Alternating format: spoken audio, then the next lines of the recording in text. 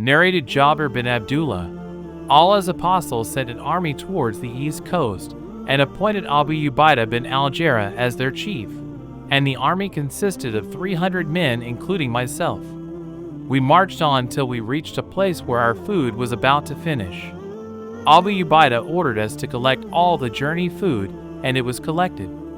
Our journey food was dates.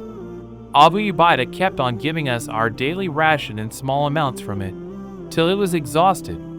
The share of every one of us used to be 1 date only. I said, "How could 1 date benefit you?" Jabir replied, "We came to know its value when even that 2 finished." Jabir added, "When we reached the seashore, we saw a huge fish which was like a small mountain. The army ate from it for 18 days.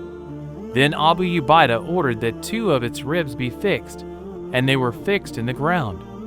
Then he ordered that a she-camel be ridden, and it passed under the 2 ribs, forming an arch, without touching them.